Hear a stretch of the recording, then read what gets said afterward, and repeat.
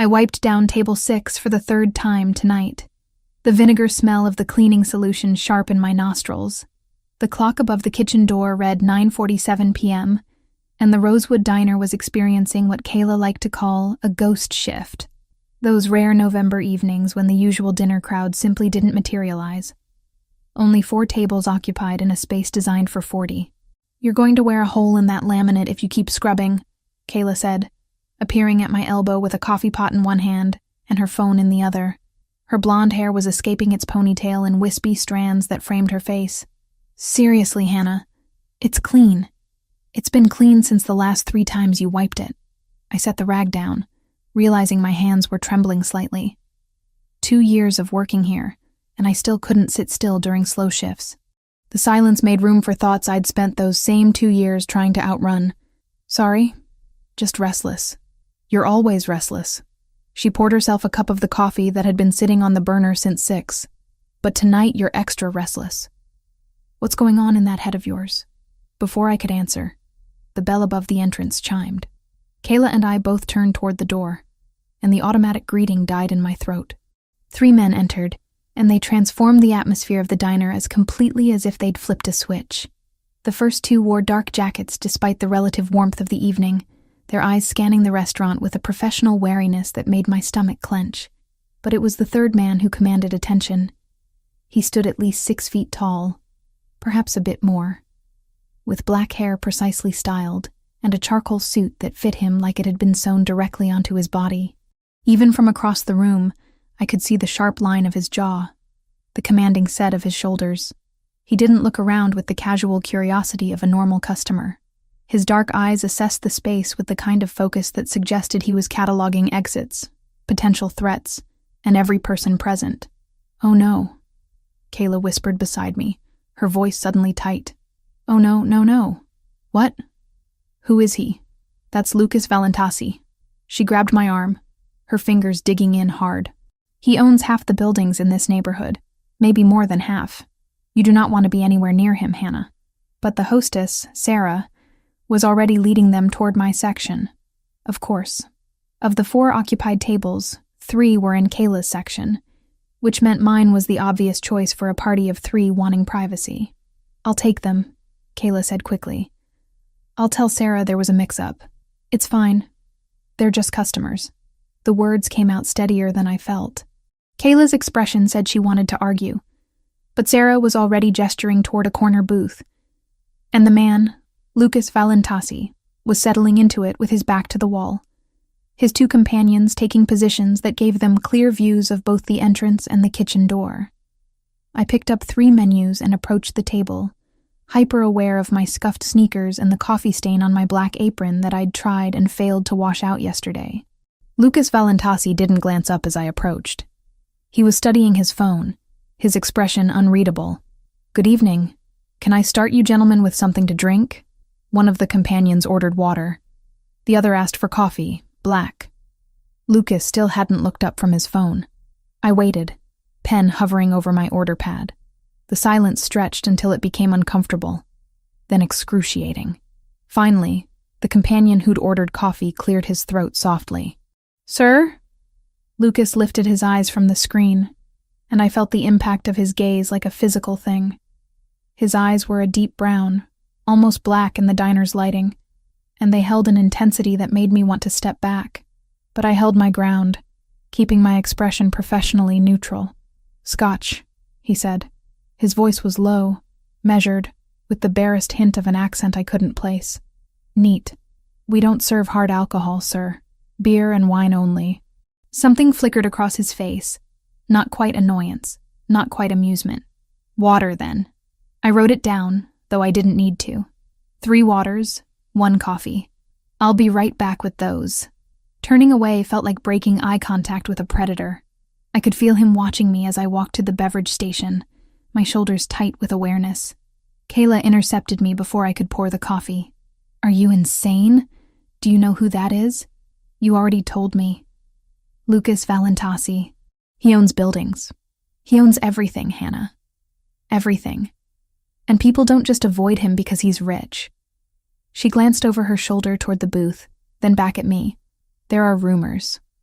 Really bad rumors about what he actually does.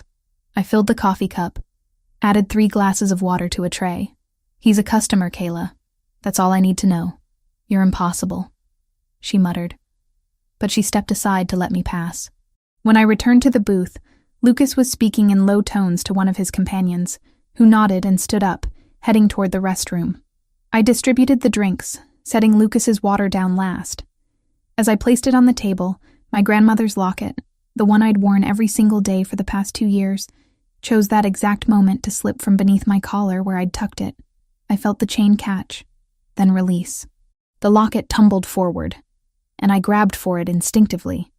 But my fingers only managed to knock it further away. It bounced once on the edge of the table and landed directly on the placemat in front of Lucas Valentasi. "I'm so sorry," I said, reaching across to retrieve it. His hand closed around it first. Not aggressively, but with absolute finality.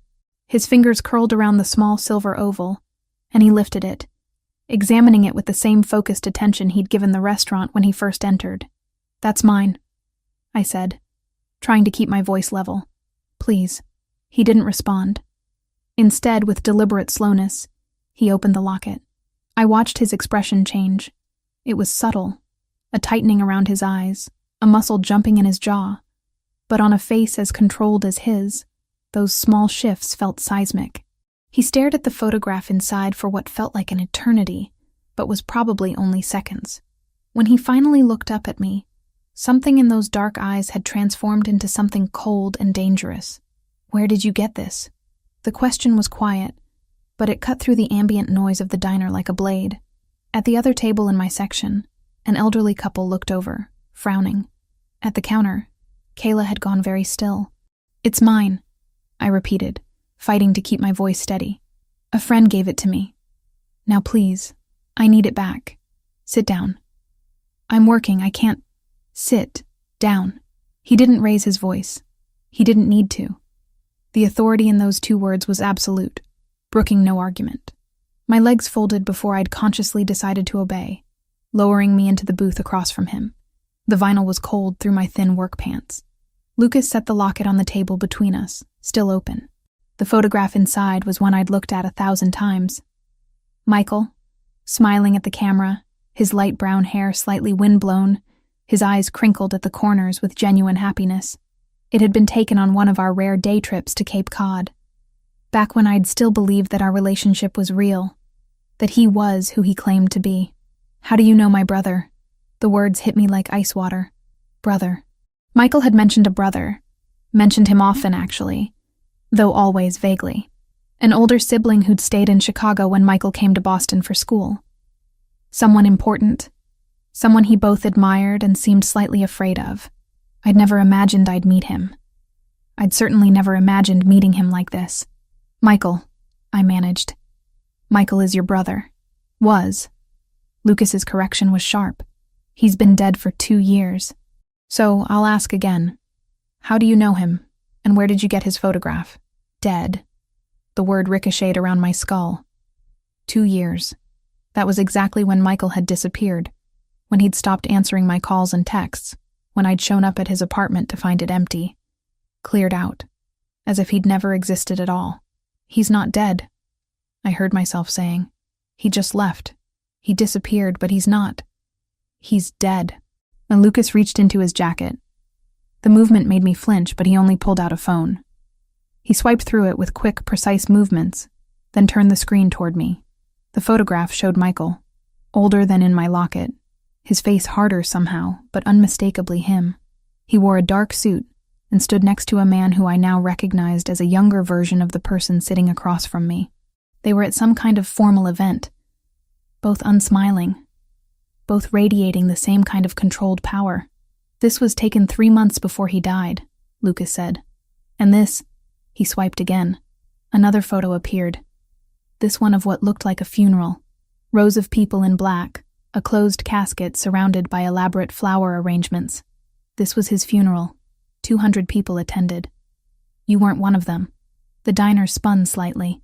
I gripped the edge of the table, my fingernails digging into the laminate. "That's impossible. He was a student. He was studying architecture. He was a member of my organization. Lucas put the phone away. He worked for the family business. He was never a student, Miss Collins. Hannah Collins. The answer came automatically. Miss Collins. He leaned forward slightly, and I became acutely aware that his two companions had repositioned themselves. One stood near the entrance now. The other had returned from the restroom and stood by the kitchen door, blocking exits. I'm going to need you to tell me everything about your relationship with Michael. How you met, how long you were together, what he told you about his life, his work, his family, everything. I don't understand. If he's really dead, if he's been dead for 2 years, then why does it matter? Because I've spent 2 years trying to understand every aspect of my brother's life before he died. Because he kept secrets that got him killed. And because you, his eyes dropped to the locket again, you're wearing his photograph around your neck like a talisman. That suggests you mattered to him. Which means I need to know who you are and why he never mentioned you. At the counter, Kayla had her phone out. She was probably calling someone, maybe the police, though I suspected they wouldn't help much against a man like Lucas Valentasi. I need to work, I said, trying to inject firmness into my voice. My shift doesn't end until 11. You can't just... Your shift is over. He raised his hand, and the companion by the door immediately walked to the counter, speaking quietly to Sarah. She nodded vigorously, her face pale. You're going to come with me to somewhere we can talk privately. You're going to answer my questions. And then, if I believe you, I might let you go home. And if I refuse? His expression didn't change, but something in his stillness became more pronounced, more dangerous. You won't refuse. It wasn't a threat, exactly. It was simply a statement of fact, delivered with the casual certainty of someone who'd never been denied anything in his life. Kayla appeared at the end of the booth, her face flushed. Hannah, you don't have to go anywhere. I called. It's fine, Kayla. I forced the words out. It's okay. I'll call you later. Hannah, please. I met her eyes, trying to convey both reassurance and desperate hope that she'd follow through on whatever call she'd been making. I'll be fine. She didn't look convinced, but one of Lucas's men, the one who'd been standing by the kitchen, moved toward her with deliberate intent. She backed away, her hands raised. Lucas stood, buttoning his suit jacket in one fluid motion. He picked up my locket from the table, holding it out toward me. When I reached for it, his fingers closed around mine, trapping them around the silver oval. Don't run, he said softly. Don't scream. Don't make this difficult. Do you understand? I nodded, not trusting my voice. Good. He released my hand, and I fumbled the locket back around my neck with shaking fingers. Let's go. The walk to the door felt endless. I could feel every eye in the diner following us. The elderly couple, the lone man at table 12, Sarah behind the hostess stand, and Kayla, who looked like she was torn between running after me and calling for help. The November air outside hit my face like a slap after the overheated interior of the diner. November in Chicago could be brutal, and tonight carried the metallic scent of approaching rain. A black SUV waited at the curb, its engine running. Lucas opened the rear door and gestured for me to enter. I hesitated, every instinct screaming at me to run, but his men were right behind us, and something in Lucas's eyes told me that running would be both futile and potentially dangerous. I climbed into the vehicle. Lucas slid in beside me, maintaining a careful distance but close enough that I could smell his cologne, something expensive and woody with notes of cedar. The door closed with an expensive, final-sounding thud. As we pulled away from the curb, I watched through the tinted windows as Kayla ran out onto the sidewalk, her phone pressed to her ear. Then the rain started, sudden and heavy, and within seconds she was just a blur of motion, swallowed by the downpour in the distance. Lucas said nothing during the drive, his attention fixed on his phone. I tried to note landmarks, to memorize the route we were taking, but the rain and the tinted windows made everything outside a shapeless, dark mass punctuated by streetlights. We drove for perhaps 15 minutes before pulling into an underground parking garage. The SUV descended 3 levels before stopping in a private bay marked with a placard that read, "Reserved, Valentasi." "This way," Lucas said, climbing out and waiting for me to follow. He led me to a private elevator, one that required a key card to access. The doors opened immediately, revealing an interior paneled in dark wood and brass. As we ascended, I caught my reflection in the polished surface. Pale face, wide eyes, damp hair where the rain had caught me during the seconds between the diner door and the vehicle. I looked terrified. I was terrified. The elevator opened into a hallway carpeted in deep burgundy. Lucas walked ahead, his stride confident, and stopped at a heavy wooden door at the end. Another key card, another immediate response to his access. The space beyond was an office, but nothing like any office I'd ever seen. Floor-to-ceiling windows overlooked downtown Chicago, the lights of the buildings creating a glittering cityscape beyond the rain-streaked glass. The furniture was sleek and dark, the lighting subtle and carefully placed. It was the office of someone who valued both power and privacy. Lucas closed the door behind us, and I heard the distinct click of a lock engaging. "Sit," he said, gesturing toward a leather chair positioned in front of a massive desk, "and start talking." The leather chair was cold against my back, but I barely registered it. My entire focus was on the man settling behind the massive desk across from me, his movements precise and controlled. Lucas Valentasi didn't rush. He removed his suit jacket, hanging it on a wooden stand near the window, then rolled up his sleeves with deliberate care. The gesture revealed forearms corded with muscle, and a watch that probably cost more than everything I owned. "Start from the beginning," he said, his voice calm but leaving no room for negotiation. "How did you meet my brother?" My throat felt tight. "At Boston University. I was 25, finishing my degree in graphic design. He was in the coffee shop where I studied every Tuesday and Thursday afternoon. We kept running into each other. He said he was studying architecture. When was this? 4 years ago. October. The memory felt surreal now, colored by everything I'd just learned. He spilled coffee on my laptop, apologized for 20 minutes straight, insisted on buying me dinner to make up for it. Lucas's expression didn't change, but he pulled a leather notebook from his desk drawer and began writing. "And you believed he was a student. Why wouldn't I? He had textbooks. He complained about professors. He showed me his projects, building designs, structural analyses." My hands clenched in my lap. It all seemed real. It was real. Lucas looked up from his notes. Michael did study architecture. For 3 months, his first semester at Boston University. Then our father had a heart attack, and Michael came back to Chicago to help with the family business. But he kept the apartment in Boston, used it as a cover. He even audited a night studio once a semester to keep the lie breathing, bringing home graded sketches he never filed. The words landed like blows. A cover for what? For the life he actually lived. The one you knew nothing about. I wanted to argue, to defend the relationship I'd thought we had. But the evidence against me was overwhelming. 2 years of believing Michael had simply abandoned me, and now learning he'd been dead the entire time. The grief that washed through me was complicated, tangled with anger and humiliation. "Tell me about your relationship. How often did you see him?" 2 or 3 times a week usually. He'd come to Boston, or sometimes I'd visit him. We'd go to restaurants, museums, normal places. He was always careful about pictures, though. Said he was private, didn't like social media, because he couldn't risk you discovering who he really was. Lucas set down his pen. "Did he ever talk about his family? About Chicago?" "Sometimes. He mentioned an older brother who worked in real estate. Said you were close, but that you had very different approaches to life." I swallowed hard. "He made you sound boring, actually, like some corporate drone." Something that might have been amusement flickered across Lucas's face. "Corporate drone. That's creative." He leaned back in his chair. "What else did he tell you about me? That you were overprotective. That you worried too much. That he wished you could just let him live his own life." The irony of those words hit me hard now. He said he'd introduce us someday after he graduated. After he graduated from a university he hadn't attended in 3 years. Lucas's tone was flat. "Did he ever give you anything?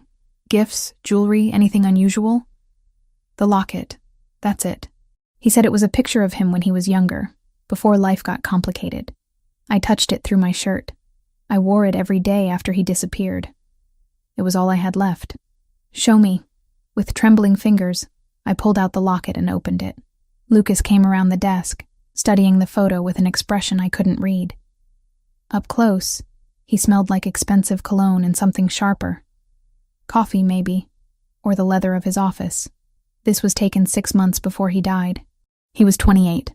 Lucas touched the edge of the photo with one finger. The gesture surprisingly gentle. He gave this to you when? 3 months before he left. He said he wanted me to remember him the way he really was, not the stressed version I usually saw.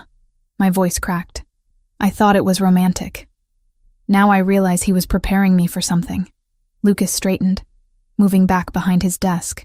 He knew the life he was living was dangerous.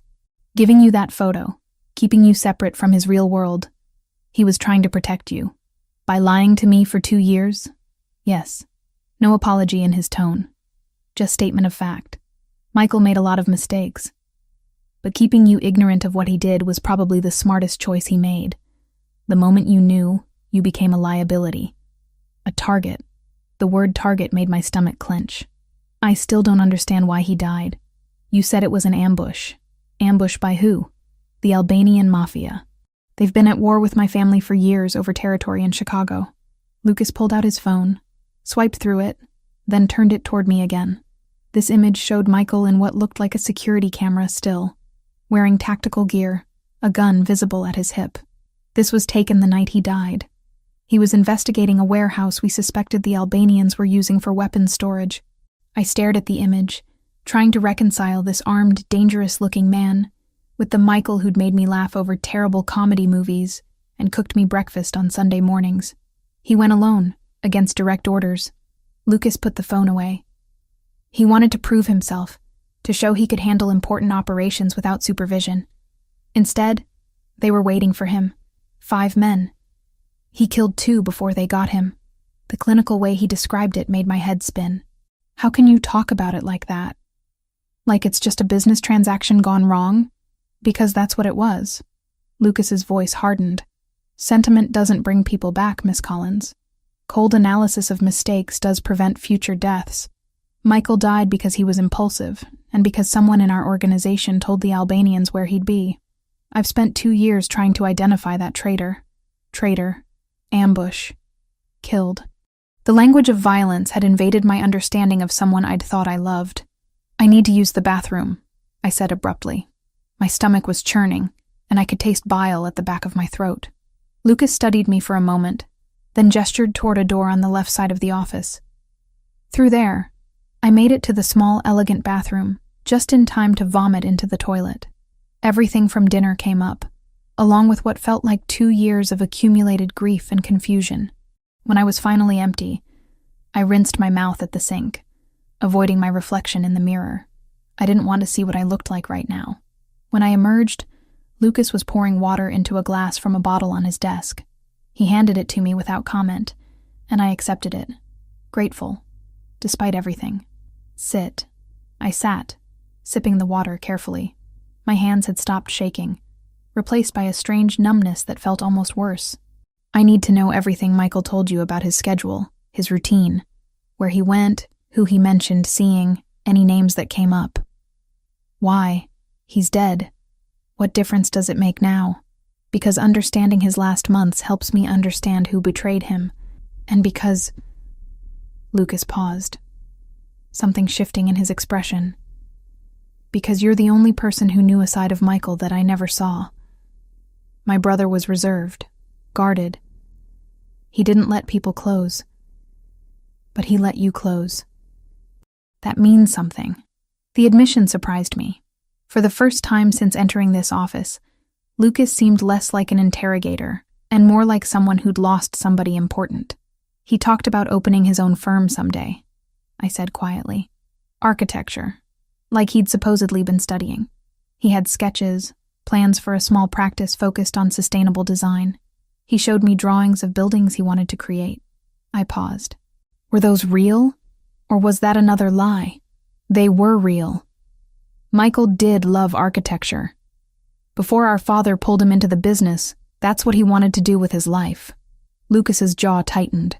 I tried to tell him he didn't have to stay, that he could leave if he wanted, but he felt obligated, felt like he owed the family. And it killed him? Yes. We sat in silence for a moment. Through the windows behind Lucas, I could see the sky beginning to lighten. That pre-dawn gray that meant night was ending. I'd been here for hours. Did Michael ever mention travel plans? Places he needed to go? I tried to remember. He went to New York a few times, said he had family business there, and once he went to Miami for a week. He was vague about why. He was setting up new supply routes. At my confused look, Lucas clarified. The family business isn't just real estate, Miss Collins. We import goods, some legal, some not. You mean you're criminals? I mean, we operate in gray areas that people like you don't usually have to think about. He said it without shame or defensiveness. Michael was learning those operations. He was good at the logistics, terrible at the violence. But he still died violently. Yes, my head ached. My throat burned from vomiting. And I was sitting across from a man who'd just casually admitted to running some kind of criminal empire, discussing the death of his brother like it was a case study. I want to go home, I said. You can't. The words were delivered calmly, but they hit me like a slap. What? I can't let you go until I verify something. Lucas pulled out his phone again, typed rapidly. I need to check whether the Albanians had any surveillance on Michael during the time you were together. If they documented his relationship with you, then you're in danger. That's insane. It's been 2 years. Why would they care about me now? Because vengeance doesn't have an expiration date. And because if they know you existed, they might think you have information about Michael's operations. Information they could use against my family. But I don't know anything. They don't know that. He set his phone on the desk. Right now, you're a potential asset to them or a potential weapon against us. Either way, you're not safe walking around Chicago without protection. Fear spiked through my numbness. So what? You're keeping me prisoner? I'm keeping you alive. Lucas stood, moving to the window. The growing dawn light cast him in silhouette. You'll stay in a secure location while I investigate. A few days at most. If the Albanians don't have records of you, you can go back to your normal life. If they do, he paused, then we'll need to discuss long-term arrangements. I have a job, a life, people who'll worry about me. Your friend Kayla, yes. I'll allow you to call her once you're settled. She can bring you clothes and anything else you need. He turned back to face me. But you'll do it from a secure line, and you won't tell her where you are. She'll call the police. Let her. The police won't interfere with family business. Not in my territory. He said it with absolute confidence, and I believed him. You need to understand something, Miss Collins. The world Michael lived in, the world I live in, doesn't follow the same rules as yours. If you're connected to us now, those rules apply to you too. I didn't ask for this connection. Neither did Michael. Neither did I. But here we are. Lucas returned to his desk, pulled a card from his drawer. This is the number for the apartment where you'll stay. It's secure, monitored. Nobody can get to you there. I'll have food delivered. Anything you need. But you don't leave without my permission. I took the card with numb fingers. And if I refuse, you won't. Not a threat. Just certainty. Because despite your anger, despite feeling betrayed, you're smart. You survived 2 years thinking Michael abandoned you. You rebuilt your life from nothing. That takes intelligence and strength. And intelligent, strong people know when they're out of their depth. He was right, and I hated him for it. Lucas pressed a button on his desk phone. Bring the car around. We're taking Miss Collins to the north location. A voice crackled back confirmation. One more thing, I said. Show me proof. Real proof that Michael is dead. Without hesitation, Lucas opened a drawer and withdrew a folder. He slid it across the desk to me. This is his death certificate. This is the police report from the scene. These are photos from his funeral. I opened the folder with shaking hands. The death certificate was official, embossed with seals, dated exactly 2 years ago, to the day Michael had stopped answering my calls. The police report listed cause of death as multiple gunshot wounds. And the photos. Rows of people in black. A casket surrounded by flowers. A gravestone with Michael Valentasi carved into marble. Can I keep one? My voice cracked. A photo from the funeral? Lucas reached into the folder and pulled out a picture of the gravestone. Take this. You deserve to know where he's buried. It's in Oakwood Cemetery, Section 12. I clutched the photo. This tangible proof that Michael was really gone. The grief that crashed over me felt different now, Not the confused, angry sadness of abandonment, but the clean, sharp pain of permanent loss. I loved him, I whispered. Even now, knowing he lied, I still loved who I thought he was. He loved you too. Lucas's voice was gentler than I'd heard it all night.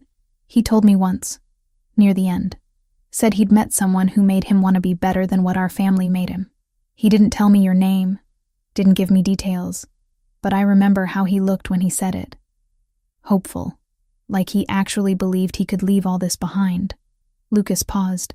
He was wrong, obviously, but for a while, you gave him hope. That's worth something. A knock at the door interrupted whatever I might have said in response. One of Lucas's men entered. "Car's ready, sir." "Thank you." Lucas pulled his jacket back on, smoothed down his sleeves. He looked at me, his expression unreadable. "I know this isn't what you wanted tonight, Miss Collins, but you're safer with me than out there on your own. Trust that, if you can't trust anything else." I stood on unsteady legs, still clutching the photo of Michael's grave. "Will you tell me what you find? About whether I'm in danger?" "Yes." No hesitation. "I don't lie to people under my protection. You'll know everything I know as soon as I know it." It wasn't much, but it was something to hold on to as I followed him out of the office, into the elevator, down to the underground parking where another black SUV waited. The same driver from before opened the door, his face professionally blank. This time, when I climbed into the vehicle, Lucas didn't join me. He leaned against the doorframe, meeting my eyes one last time. "Get some rest. Someone will bring you breakfast in a few hours. And Miss Collins? I am sorry. About Michael, about dragging you into this. I'm sorry." Then he closed the door, and the SUV pulled away, carrying me toward whatever secure location he'd arranged. Through the tinted windows, I watched the city transform in the early morning light. Familiar streets taking on unfamiliar shadows. The Chicago I thought I knew revealing itself as something more dangerous than I'd ever imagined. I pressed the photo of Michael's grave against my chest, and finally allowed myself to cry. 2 days in the penthouse felt like 2 weeks. The space was beautiful in that sterile, expensive way that reminded you constantly you didn't belong there. Floor-to-ceiling windows overlooked Lake Michigan, the water gray and restless under November skies. The furniture was all clean lines and neutral colors, nothing personal anywhere except the clothes Kayla had brought on that first day. I'd called her within an hour of arriving, using the phone Lucas's people had given me. The conversation had been awkward, monitored, with me trying to reassure her I was safe, while she alternated between relief and fury. "You can't just disappear with some crime boss, Hannah. This is insane. I know. But I don't have a choice right now. There's always a choice. Not when the alternative is dying, apparently." She'd gone quiet at that, the weight of my situation finally sinking in. Now she called me twice a day, morning and evening. Our conversations carefully neutral because we both knew someone was listening. I spent those 2 days trying to reconcile everything I'd learned about Michael. The man I'd loved had never existed. Not really. He'd been a carefully constructed fiction designed to keep me safe and ignorant. I should have been grateful for that protection. Instead, I felt cheated, robbed of the chance to know who he really was. The penthouse had a well-stocked kitchen, a library full of books I couldn't focus on, and a bedroom with sheets that probably cost more than my monthly rent at the apartment I'd left behind. There was also a constant presence of security, men in dark clothes who rotated shifts, never speaking to me directly, but always watching. On the afternoon of the second day, Lucas arrived. I heard the elevator before I saw him, the distinct mechanical hum followed by doors sliding open. He stepped into the penthouse wearing another perfectly tailored suit, this one charcoal with a burgundy tie. His expression was grimmer than I'd seen it during our night-long interrogation. "Miss Collins," he set a leather briefcase on the dining table. "We need to talk." My stomach dropped. That doesn't sound good. It isn't. He gestured toward the sofa. "Please, sit down." I perched on the edge of the cushion, my hands twisting together in my lap. Lucas remained standing, his posture rigid. "I've spent the past 2 days investigating whether the Albanians had any surveillance on Michael during the time you were together. I needed to know if they were aware of your existence." He paused, jaw tightening. "The answer is complicated." "Complicated how?" "They had a file on Michael. Nothing extensive, just basic intelligence gathering on a rival organization's operative. That file included mentions of a girlfriend in Boston, though no name, no photos, nothing concrete. After Michael died, they assumed the connection died with him. Relief started to bloom in my chest, but Lucas's expression killed it before it could fully form. However, he continued, my investigation created a problem. My men made inquiries. They asked questions in places where the wrong people were listening. Word got back to the Albanian information network that I was actively searching for details about Michael's personal life. And that made them curious. More than curious. It told them there was something worth finding. Lucas moved to the window, hands clasped behind his back. They started their own investigation. And because you've been working at the same restaurant for 2 years, living at the same address, using your real name, they found you in less than 48 hours. The room tilted slightly. I gripped the arm of the sofa. Found me how? They have informants throughout the city. Restaurant workers, delivery drivers, people who see everything and report back for a price. Once they knew to look for a connection between Michael and Boston, it was simple enough to track down someone matching the profile. So they know about me now. Because of your investigation. Yes. He turned to face me. And for the first time since I'd met him, Lucas looked almost guilty. This is my fault. I should have been more careful, more discreet. Instead, I put you directly in their line of sight. I stood up, needing to move. Okay, so they know I exist. That doesn't mean they'll do anything about it, right? I don't know anything useful. I'm not a threat to them. Your leverage. Lucas pulled his phone from his pocket, swiped through it. We intercepted communications between the Albanian cell operating in Chicago and their leadership in New York. They're planning to use you as a bargaining chip in ongoing territory negotiations. He held out the phone. The screen showed what looked like a transcript of a text conversation, names redacted but the content clear enough. Target confirmed. Valentasi's brother's girlfriend. Lives alone. Minimal security. Easy pickup. When? Tonight, likely. We intercepted this communication 6 hours ago and immediately moved to secure your apartment building. My men stopped 3 Albanians in the parking garage. They had zip ties, chloroform, and a van with the license plates removed. My legs gave out. I sat back down heavily, all the air rushing from my lungs. They were really going to kidnap me. They were. They would have held you somewhere secure, probably out of state, and used you to pressure me into giving up territory in Chicago. Docks, specifically.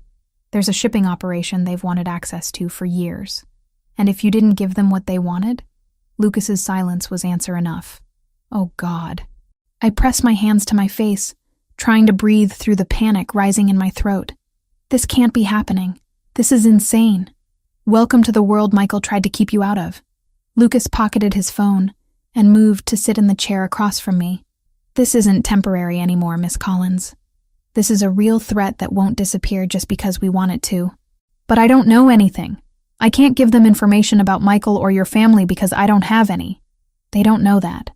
And even if they did, you're still useful to them as leverage.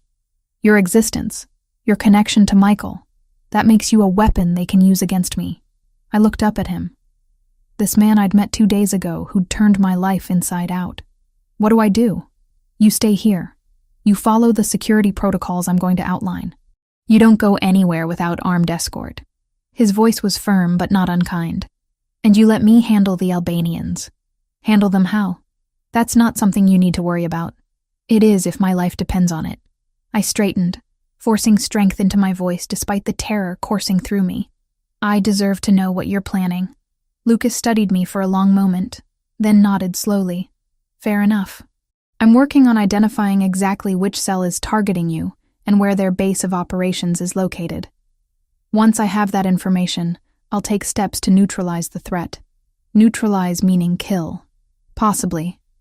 Or intimidate them enough that pursuing you becomes more trouble than it's worth.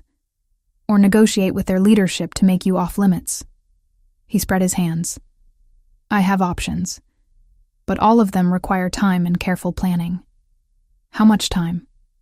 A few weeks, maybe a month. A month.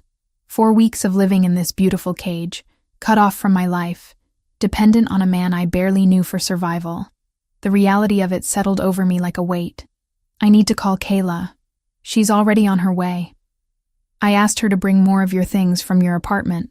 Clothes, personal items, anything that will make you more comfortable here. You didn't ask me first. No, because you would have argued, and we don't have time for arguments. Lucas stood, moving toward a side table where a tablet sat charging.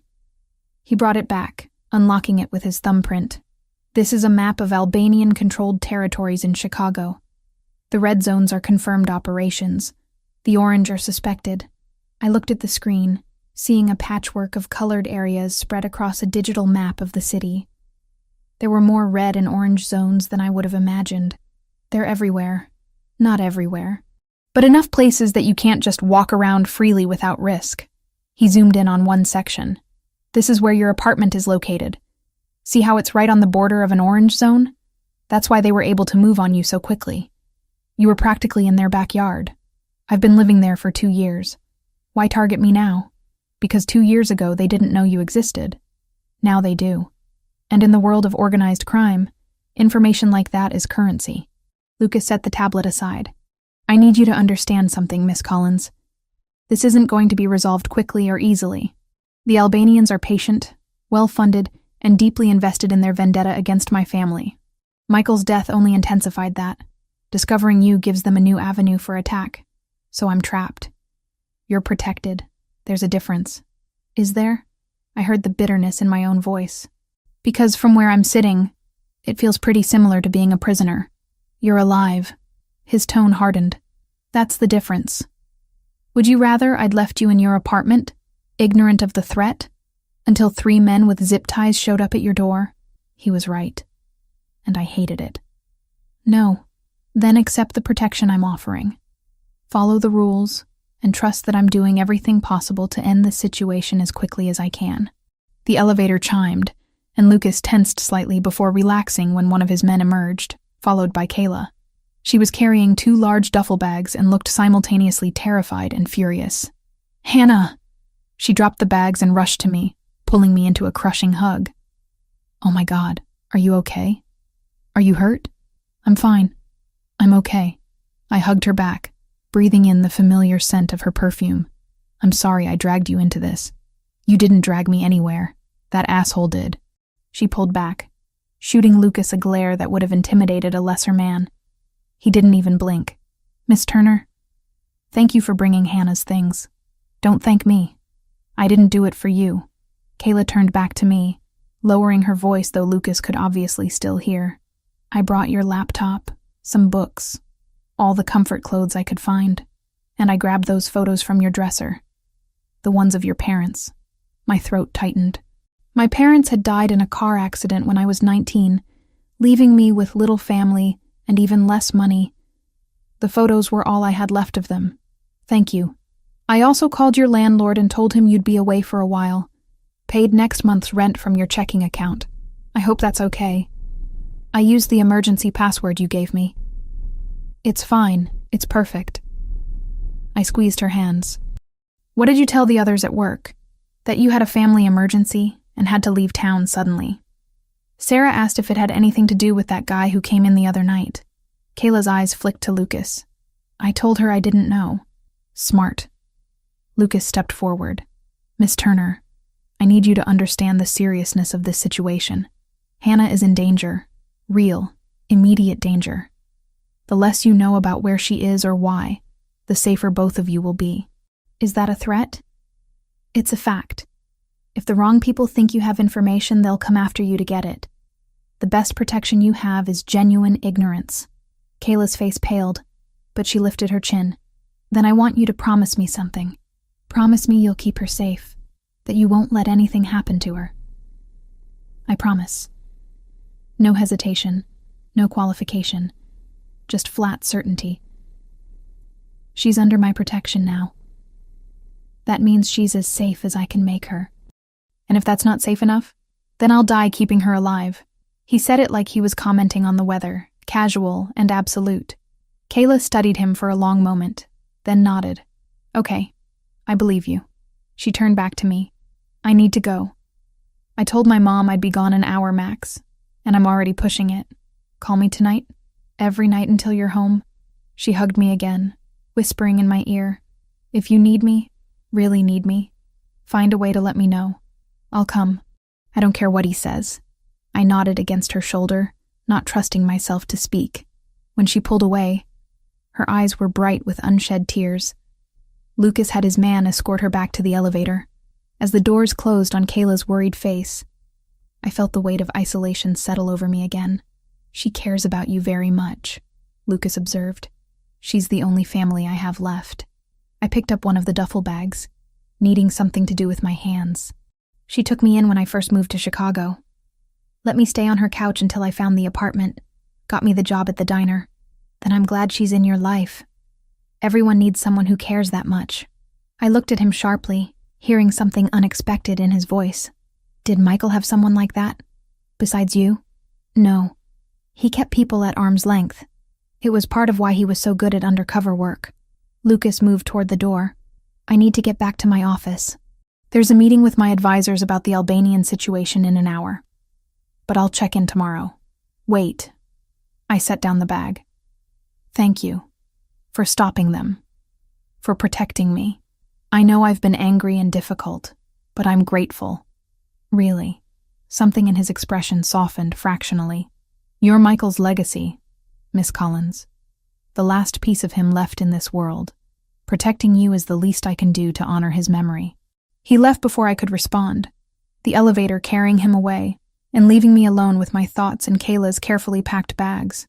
I unpacked slowly, finding she'd included not just practical items, but comfort things too. My favorite blanket, the stuffed bear I'd had since childhood, a bag of the expensive tea I only bought when I felt like splurging. By the time I finished, the sun was setting over the lake, turning the water into molten gold. I stood at the window and thought about Michael, about the life he'd lived, and the lies he'd told, about Lucas and his promise to keep me safe, about the Albanians somewhere in the city, planning and scheming and seeing me as nothing more than a tool to be used. 2 days ago, I'd been Hannah Collins, 27-year-old waitress with a quiet life and a past I was trying to forget. Now I was something else, a target, a complication, a problem to be solved. And somewhere in the transformation, I'd become dependent on a man as dangerous as the threats he was protecting me from. I touched the locket at my throat, feeling the familiar weight of Michael's photo against my skin. Whatever happened next, whatever Lucas's plan entailed, I would survive it. I'd survived losing my parents. I'd survived Michael's abandonment and the 2 years of grief that followed. I would survive this too. I had to. 7 days had passed since Lucas brought me to the penthouse. 7 days of staring at the same walls, reading books I couldn't concentrate on, and having stilted phone conversations with Kayla, where we both pretended everything was fine. The security detail changed shifts like clockwork. Silent men who nodded politely but never engaged.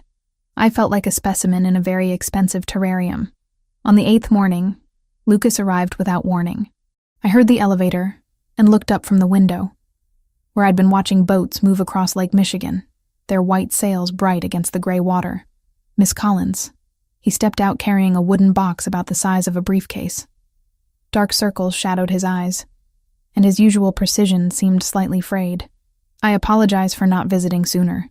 There have been complications with the Albanian situation." Complications. My stomach tightened. Bad complications? Manageable ones. He set the box on the coffee table with careful deliberation. "But that's not why I'm here. I brought you something.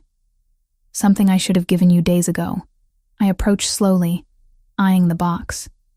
It was made of polished walnut with brass hinges, the kind of container designed to protect valuable things. This belonged to Michael. After he died, I gathered his personal effects and stored them. I haven't opened this box in 2 years. Lucas's voice was rough around the edges. "But you have more right to these things than I do. You loved him. He loved you. That matters." My hands trembled as I touched the lid. "Are you sure?" "I'm sure." He stepped back, giving me space. "Take your time. I'll be in the kitchen if you need anything." I waited until he'd left the room before lifting the lid. The hinges made a soft creaking sound, and then I was looking at pieces of a life I'd never fully known. On top lay photographs. So many photographs. Michael at various ages. Childhood shots where I could see the resemblance to Lucas in the shape of his jaw. Teenage years when he'd been gangly and uncertain. And then more recent images. But it was the ones underneath that stole my breath. Photos of us. Together. Michael and me at a coffee shop, my head thrown back in laughter at something he'd said. The two of us on Boston Common. Autumn leaves scattered around us. A candid shot of me reading while he watched with an expression so tender it made my chest ache. I'd never seen these pictures. Never known he'd taken them. He documented everything. I whispered to the empty room. Beneath the photos I found his watch. The silver Rolex he'd worn every day we were together. He'd claimed it was a graduation gift from a wealthy uncle. Now I knew it had probably cost more than I'd earned in a year. I lifted it, feeling the weight. And without thinking, I brought it to my face. It still smelled faintly like him. That particular combination of expensive cologne and something uniquely Michael. The sob came from nowhere, tearing out of my throat before I could stop it. Then another and another. Until I was crying so hard I couldn't breathe properly. 2 years of grief I'd been holding back. 2 years of thinking I'd been abandoned when really he'd been dead. 2 years of loving a ghost. I sank to the floor, photographs spilling around me, the watch clutched to my chest. I cried until my throat was raw and my eyes burned, until there was nothing left inside me but exhaustion and acceptance. That's how Lucas found me. I didn't hear him approach. One moment I was alone with my grief, and the next he was crouching beside me, his expression stripped of its usual careful control. "I'm sorry," I managed, my voice wrecked. "I'm getting tears all over your expensive carpet." To hell with the carpet. He sat down properly, his back against the sofa, close enough that our shoulders nearly touched. When my mother died, I didn't cry for 6 months. Everyone expected me to be strong, to lead the family through the transition. So I was. And then one day I found her recipe box in the kitchen, her handwriting on all those little cards, and I fell apart right there on the floor. My father found me an hour later, still sitting in the middle of broken glass from the cup I'd dropped. I looked at him through blurry eyes. What did he say? Nothing. He just sat down next to me and we stayed there until the sun set. Lucas picked up one of the photographs, the one of Michael and me laughing. "You were good for him. I can see it in these pictures. He looks happy. Really happy. I don't think I'd seen that expression on his face in years before he met you. He never told me about you. Not really. Just vague mentions of an older brother who worked too much." I wiped my face with my sleeve. "I thought you were some boring corporate executive." He made it sound like you two weren't close. We were very close. But Michael was also very good at compartmentalizing his life. The criminal side, the personal side, the side he showed you, he kept them all separate. Lucas set the photo down gently. "I warned him, you know. Told him it was dangerous to get involved with someone outside our world. That it would end badly one way or another. You were right. I wish I hadn't been." He was quiet for a moment. Then, Michael was impulsive. Always had been, even as a kid. He'd get an idea in his head and just go for it without thinking through the consequences. Our father used to say he had courage but no caution. That combination makes you either a hero or a corpse. He ended up as both, sort of. I gathered the scattered photographs, stacking them carefully. "Tell me about the night he died. The real story." Lucas's jaw tightened, but he didn't refuse. We'd received intelligence about an Albanian weapons cache in a warehouse on the south side. The plan was to do reconnaissance, gather evidence, and then coordinate a strike with our entire team. But Michael decided he could handle preliminary scouting alone. He went to the warehouse 2 nights before our scheduled operation. Why? Because he wanted to prove he was capable. That he could be more than just Lucas's little brother or the boss's son. He wanted to earn respect through action. Lucas's hands clenched into fists. Instead, he walked into a trap. The Albanians knew we were watching that location. They were waiting for someone to make exactly the kind of impulsive move Michael made. There were 5 of them, you said, in the other night. 5 armed men against my 28-year-old brother who'd been trained in combat, but had never been in a real firefight. Lucas's voice had gone flat. emotionless in the way people get when discussing unbearable things. He killed 2 before they overwhelmed him. The coroner said he died quickly, if that matters. Gunshot wounds to the chest and head. I flinched at the clinical description, but I'd asked for the truth. Were you there? After? I got there 20 minutes too late. Someone in our organization had tipped off the Albanians that Michael was coming, but that same person didn't tell us about the trap until it was already sprung. By the time I arrived with backup, Michael was dead, and the Albanians were gone. That's why you've been looking for the traitor. For 2 years. Yes. He met my eyes.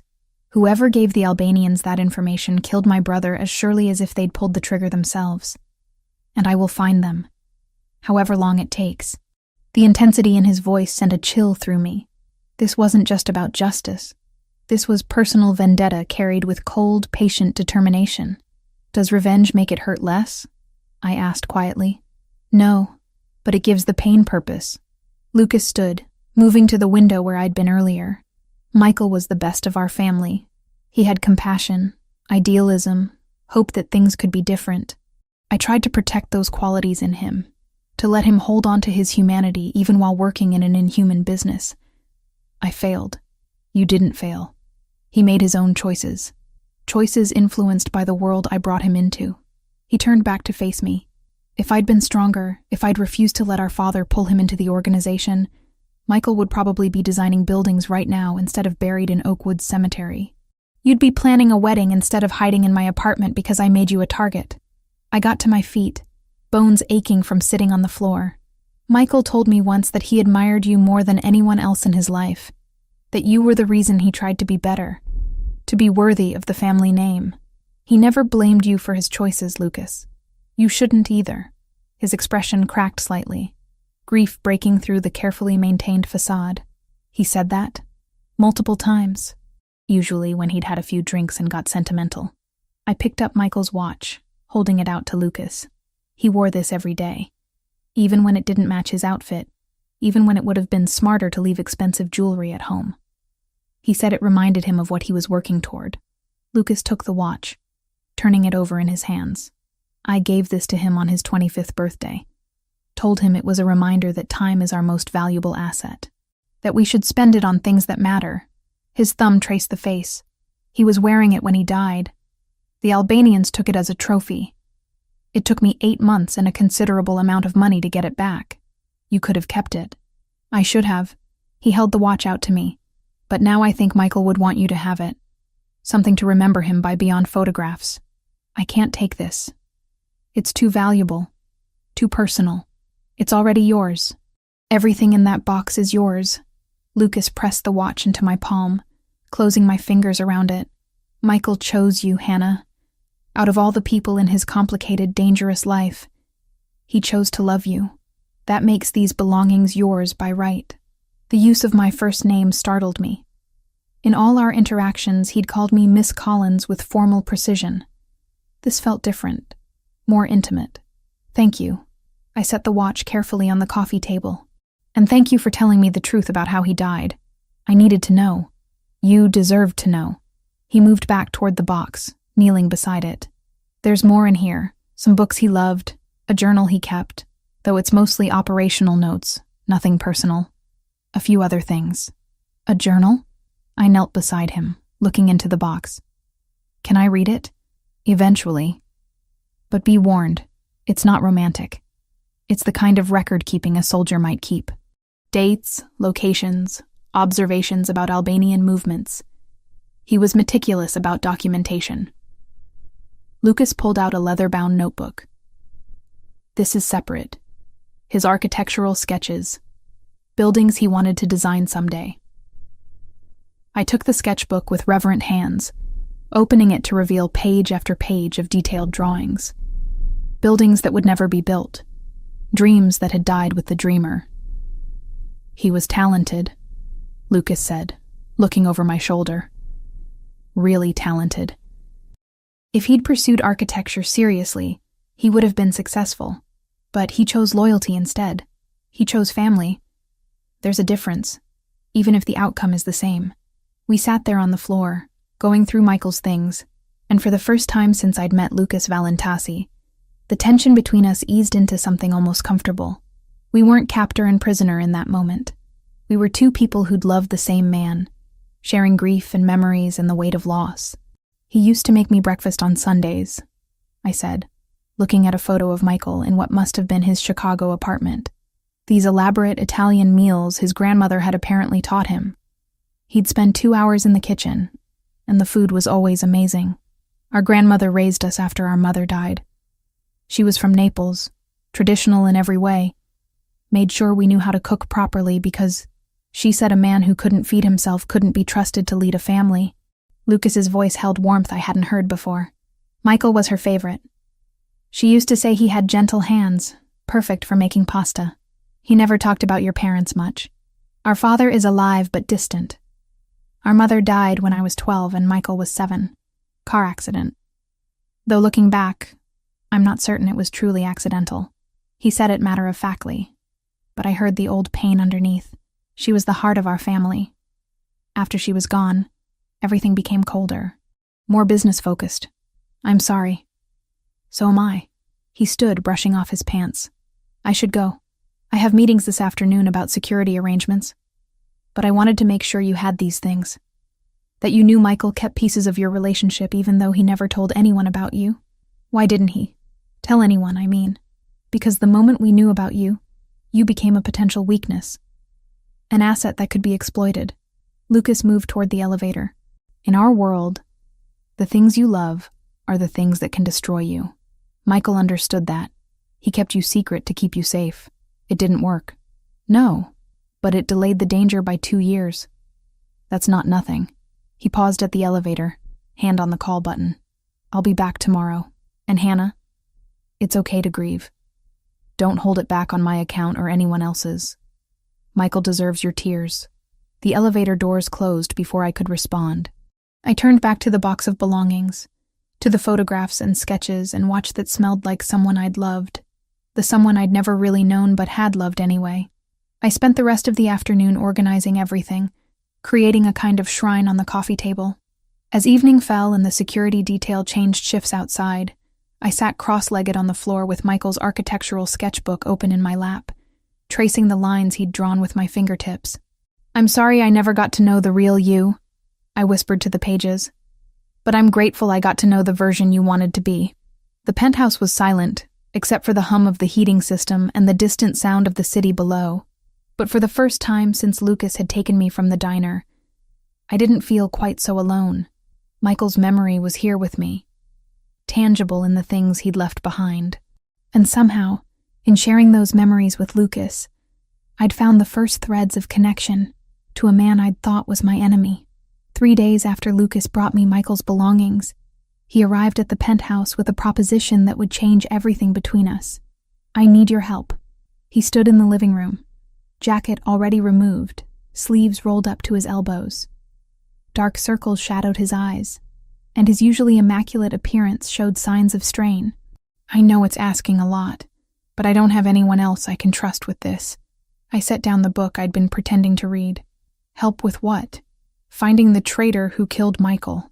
He pulled a tablet from his briefcase, along with a laptop and several external hard drives. I've been reviewing communications, financial records, operational reports for 2 years. There's a pattern somewhere, inconsistencies that will reveal who leaked information to the Albanians. But I'm too close to see it clearly. Everyone in my organization is either loyal to specific people or has something to gain from various outcomes. I need someone with no stake in the politics. I'm not an investigator, Lucas. I design graphics for restaurants and small businesses. You have an eye for patterns, for details that don't fit. He set up the equipment on the dining table, his movements precise despite obvious exhaustion.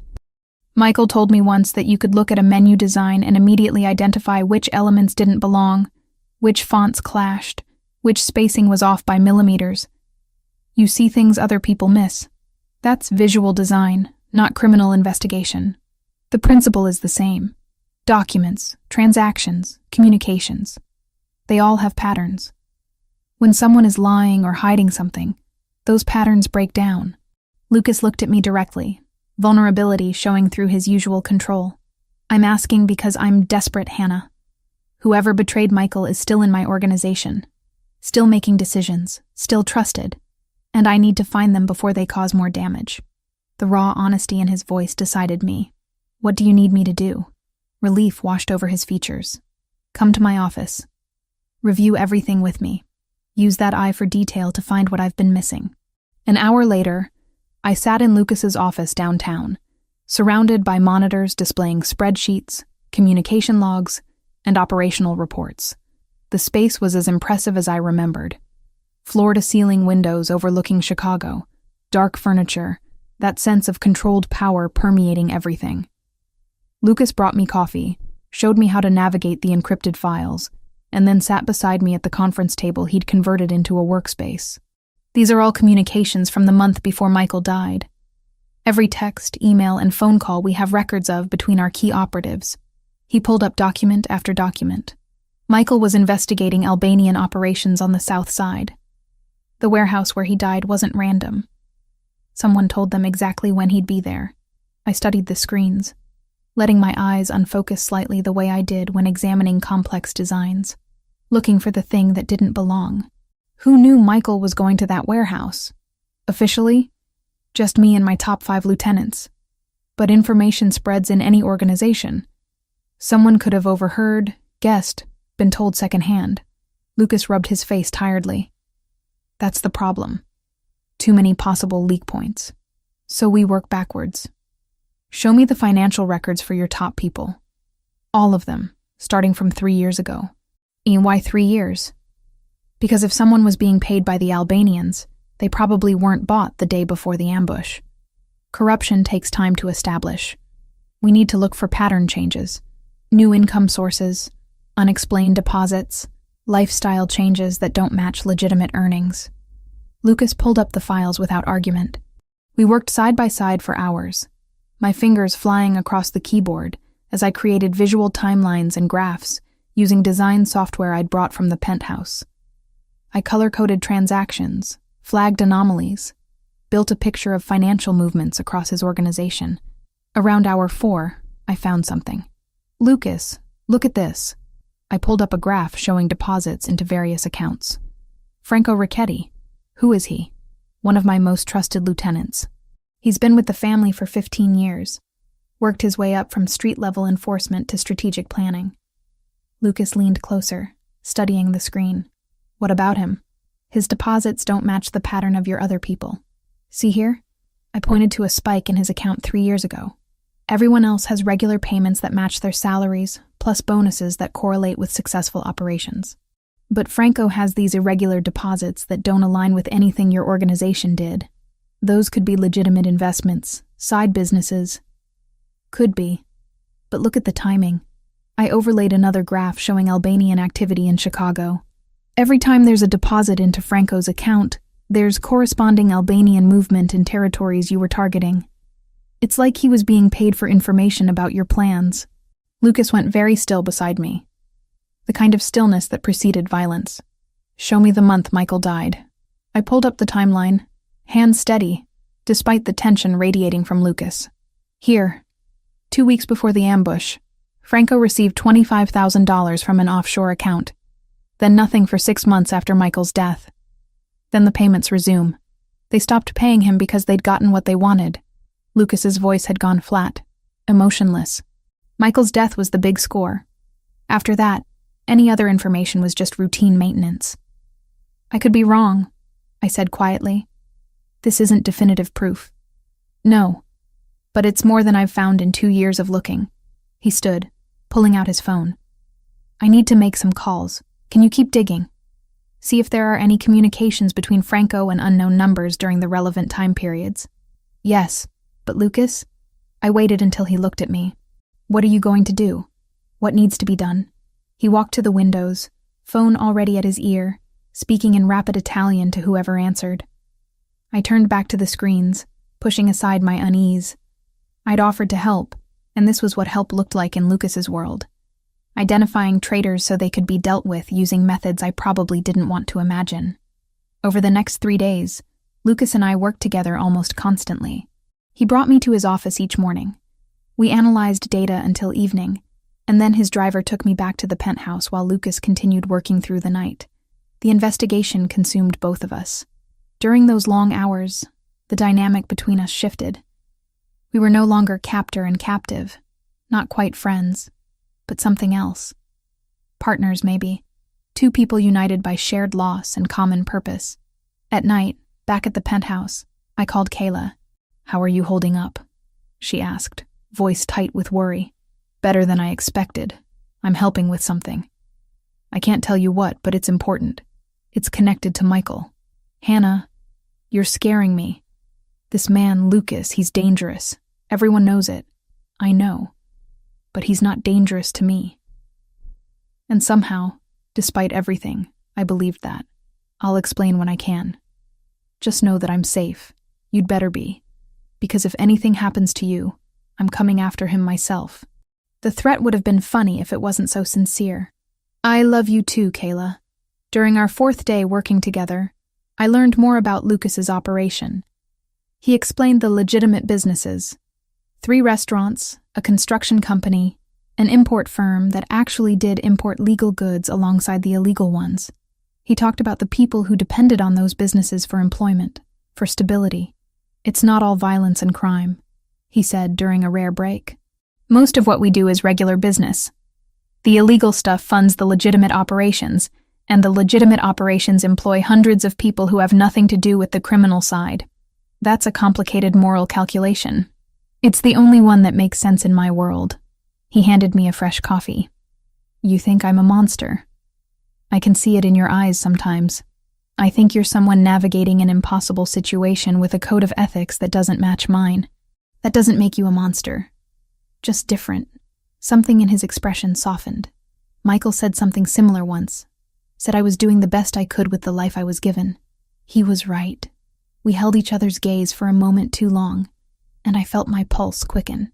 Then Lucas looked away, focusing back on the screens. "Show me what else you've found." By day 5, we had incontrovertible evidence.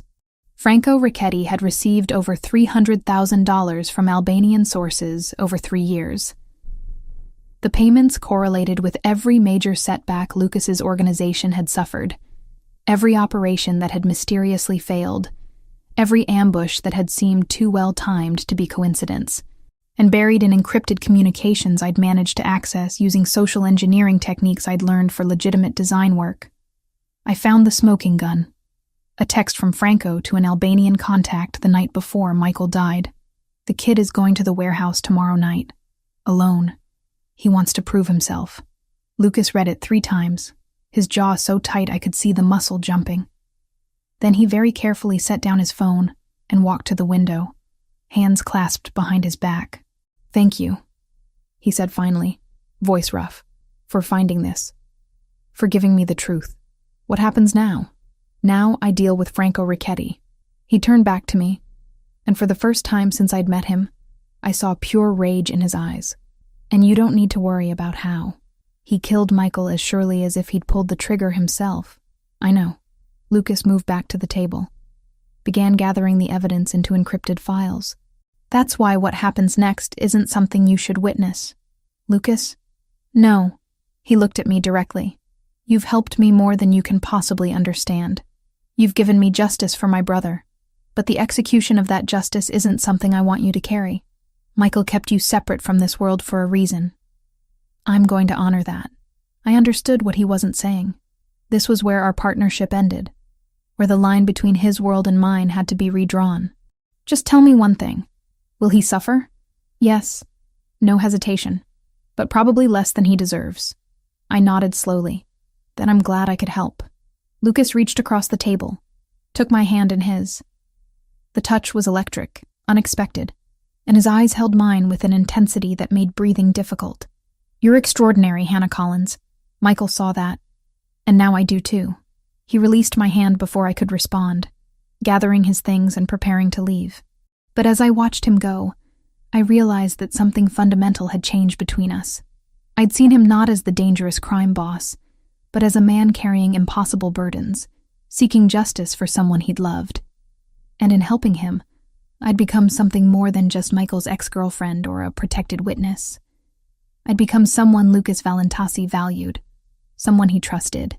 And that, I was beginning to realize, was both the most dangerous and most powerful position I could possibly occupy in his world. Lucas arrived at the penthouse just past dawn, his presence announced by the elevator's mechanical hum. I'd been awake for hours, unable to sleep after he'd texted that he needed to handle Franco personally. The message had been characteristically brief. "It's done. I'm coming to you."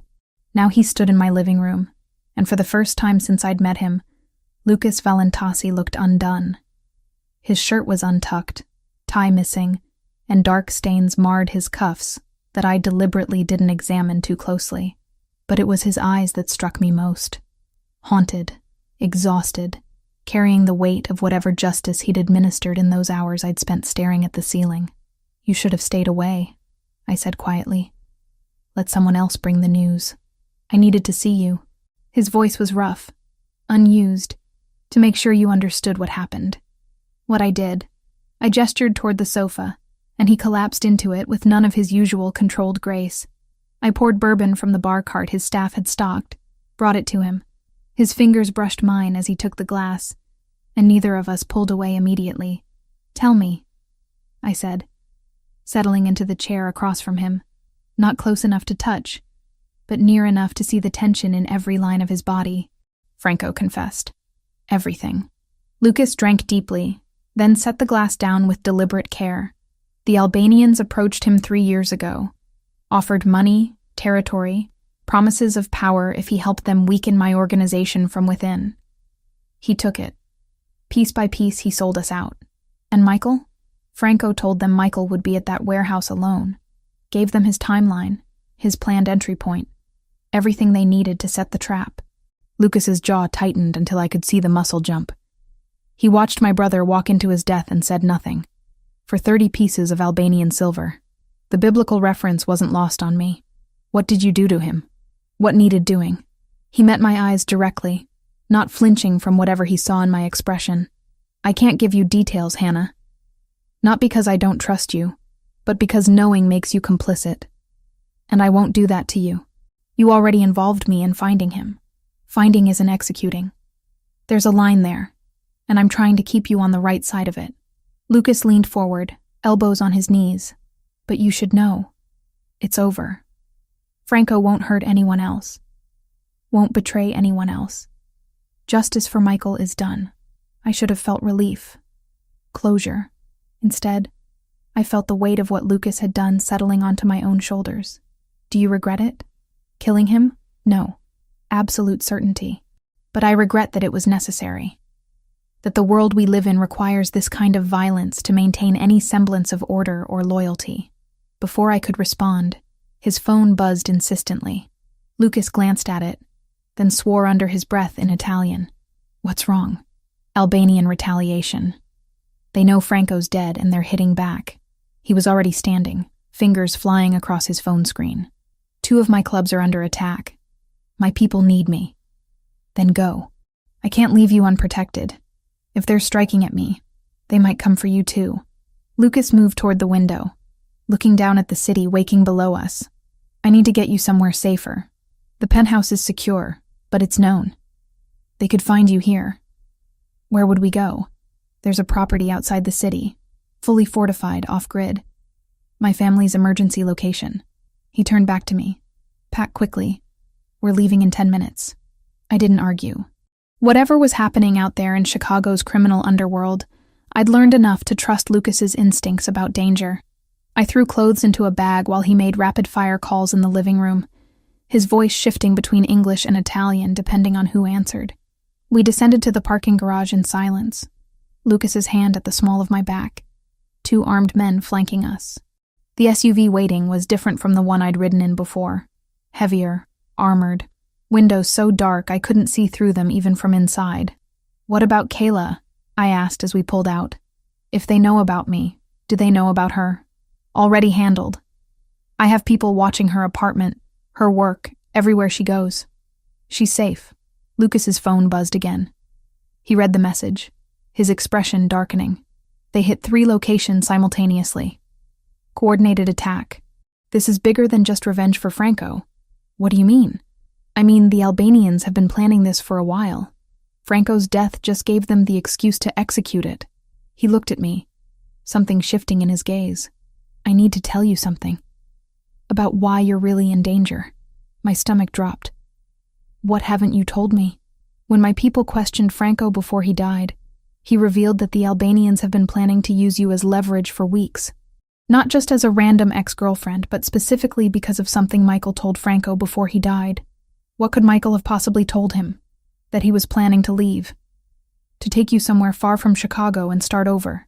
Lucas's voice softened. Franco mentioned it to his Albanian contacts as proof that Michael was weak, emotionally compromised. But it had the opposite effect. It made them see you as the key to controlling me. I don't understand. They think if they have you, I'll make concessions to get you back. Trade territory, stand-down operations, whatever they demand. His hand found mine in the dim interior. Because they figured out what I didn't want to admit even to myself. What's that? That you matter to me. More than strategy dictates you should. The confession hung between us, electric and dangerous. I should have pulled my hand away, should have maintained the distance that kept this situation manageable. Instead, my fingers tightened around his. Lucas, I know. It's complicated. You loved my brother. I'm the man who dragged you into this world. The timing is impossible. The circumstances are worse. He lifted my hand, pressed it briefly to his lips. But it doesn't change the truth. You matter. The SUV jerked suddenly, throwing us both forward. Lucas immediately pulled me against him, shielding my body with his, as the driver shouted something urgent in Italian. We're being followed, Lucas translated, his arms tight around me. 3 vehicles, moving to intercept. The Albanians? Has to be. He was already on his phone, barking orders. We're 10 minutes from the safe house. We just need to make it there. The next 10 minutes were the longest of my life.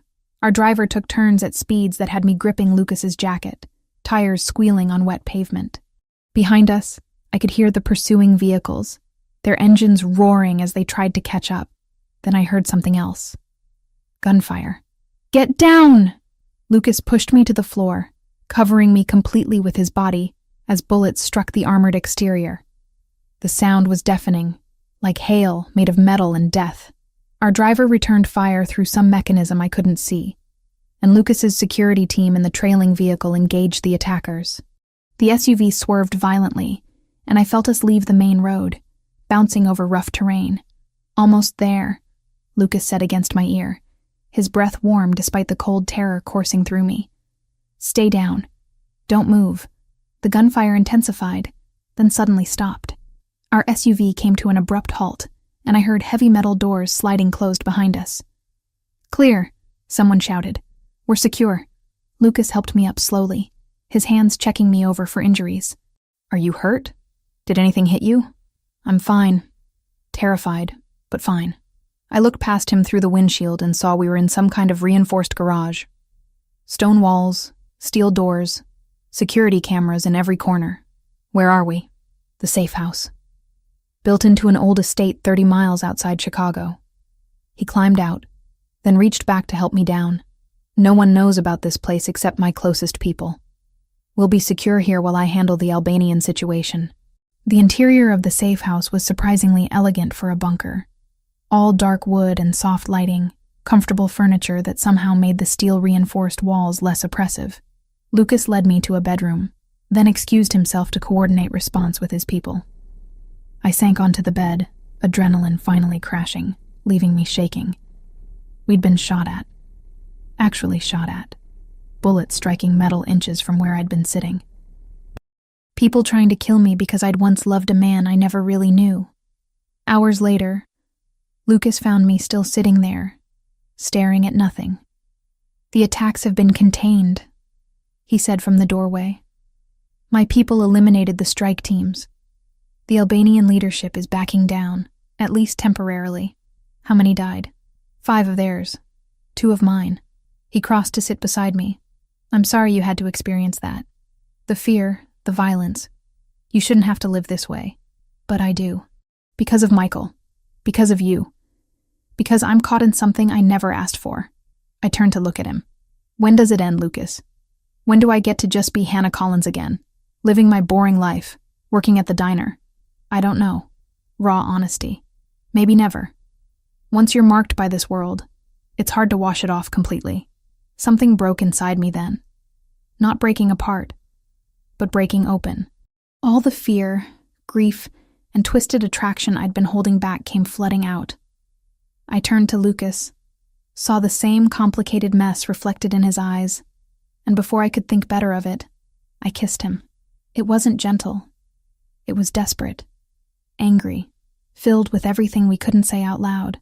He froze for half a second, then pulled me closer, one hand tangling in my hair while the other pressed against the small of my back. When we finally broke apart, both breathing hard, reality crashed back. "I'm sorry," I said. "That was... don't." He touched my face, thumb brushing my cheekbone. "Don't apologize for being human. I loved your brother." "I know. This is all kinds of wrong. I know that too." He stood, putting distance between us. "But wrong doesn't make it untrue. And we need to figure out what we're going to do about it."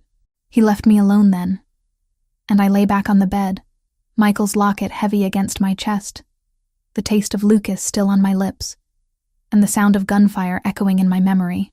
Everything had changed, and I had no idea how to change it back. 5 days at the safe house. 5 days of careful distance and loaded silences. Lucas spent most of his time in the command center he'd set up, coordinating operations against the Albanians while I wandered the estate like a ghost, unable to settle, unable to stop replaying that kiss. Every time we passed each other in the hallway, the air crackled with unspoken words. Every accidental touch felt deliberate. And through it all, Michael's memory hung between us like an accusation I couldn't answer. On the 6th morning, Kayla's scheduled call brought me back to reality. "Hannah, thank God. I've been losing my mind." Her voice was tight with strain. "Are you safe? Really safe?" "I am. Lucas has me somewhere secure. Armed guards. The whole thing." I tucked myself into the window seat overlooking the estate grounds. "How are you?" "Terrified for you. And confused. The news is reporting gang violence across Chicago. Multiple deaths. Is that connected to you?" I closed my eyes. Indirectly. It's complicated. Everything about this situation is complicated. She paused, and I heard traffic noise in the background. "Hannah, I need to tell you something. About Michael." My stomach clenched. "What about him?" I knew something was off about him. Back when you two were together. The way he'd show up at odd hours, how he always paid cash, those times he'd disappear for weeks with vague excuses. Her voice dropped. "I should have said something. Should have warned you that he seemed dangerous. You couldn't have known what he really was. Maybe not. But I knew he was lying to you. And I stayed quiet because you seemed happy." She let out a shaky breath. "I'm so sorry, Hannah. For not protecting you better." "Kayla, stop. This isn't your fault. None of it is." I pressed my forehead against the cool glass. "Michael made his choices. Lucas made his. I'm just trying to survive the fallout. And what about your choices? What do you want?" The question hit harder than I expected. What did I want? Safety, obviously. My life back. But underneath those practical desires lurked something more complicated. Something I wasn't ready to examine too closely. "I want this to be over," I said finally. "I want to stop being a target. That's not what I meant. And you know it." Kayla's voice gentled. "Lucas, there's something between you two. I could see it that day I brought your things. The way he looked at you. It's not like that. Isn't it?" I didn't answer, because I couldn't lie to Kayla. Not about this. After we hung up, I found Lucas in his study, surrounded by maps and reports. He looked up when I entered, something softening in his expression. "Kayla?" he asked. She's worried and perceptive. I leaned against the doorframe. She thinks there's something between us. Smart woman. Lucas set down the document he'd been reading. "Is there? I don't know. Maybe. Probably." I crossed my arms, suddenly defensive. "But it's impossible, Lucas. I loved your brother. You're investigating his murder. We're trapped in this situation together. Nothing about this is healthy or normal. No, it's not. He stood, moving toward me with that controlled grace that always made my pulse quicken. But healthy and normal went out the window the moment you dropped that locket in front of me at the diner. So what do? We finish what we started. The Albanian threat, the justice for Michael. And then he stopped, jaw tightening. Then we figure out if this is real or just trauma and proximity. Before I could respond, his phone rang. He glanced at the screen, then answered immediately. Talk to me. His entire demeanor shifted, becoming harder, colder. When? How many? Deploy the response team. I'll be there in 20 minutes. He ended the call, already moving toward the closet where he kept tactical gear. What happened? The Albanians hit one of my warehouses. They're trying to draw me out, make me respond personally so they can ambush me. He pulled on a bulletproof vest with practiced efficiency. I need to go. But you're staying here with the security team. Lucas. Wait. I grabbed his arm before he could leave. Is this connected to Franco? To what you did to him? Everything is connected, Hannah. Franco's death, the Albanian retaliation, the attacks on my operations. It's all part of the same war we've been fighting for years. He covered my hand with his. But this ends soon. I promise you that. How can you promise that? Because I'm done playing defense. Tonight I'm going after their leadership directly. His eyes held mine. And when it's over, you'll be free. Truly free. No more hiding. No more fear. What if something happens to you? Then my second-in-command will make sure you're protected and compensated appropriately. He said it so matter-of-factly, like his potential death was just another contingency to plan for. That's not what I meant. I know. He pulled me closer, his free hand cupping my face. But I can't think about that right now. I need to focus on ending this. Then he was gone, leaving me alone with security guards who wouldn't meet my eyes and the crushing weight of waiting. Hours passed. I tried to read, to eat, to do anything besides imagine Lucas lying dead in some warehouse. The security detail changed shifts. Night fell, and still no word. Finally, past midnight, I heard vehicles approaching. I rushed to the window, watching as multiple SUVs pulled into the secure garage. Men emerged, some supporting wounded colleagues. And then I saw Lucas. He was alive, walking on his own power. But even from a distance, I could see blood on his clothes. I met him at the door to the main house. Up close, the damage was worse. A cut above his eyebrow, bruises forming along his jaw, his shirt torn and stained. Are you hurt? I reached for him, hands hovering, unsure where it was safe to touch. Not my blood, mostly. He swayed slightly, and I realized he was running on pure adrenaline. We got them, the Albanian leadership in Chicago. They're done. Lucas, you need medical attention. I need a shower and bourbon, in that order. But he didn't move. Just stood there staring at me like he was trying to memorize my face. I kept thinking about you. In the middle of the firefight, when bullets were flying and men were dying, I was thinking about how I'd promised to keep you safe. How I couldn't do that if I was dead. You're not dead. No, I'm not. He lifted his hand, fingers tracing my cheekbone with surprising gentleness, given the violence he'd just survived. Hannah, I need to tell you something, before I lose my nerve. What? Michael's last words. Before he died, he managed to call me. Just for a few seconds before the Albanians found his phone and destroyed it. Lucas's voice went rough. He said, "Tell her I'm sorry. Tell her I loved her.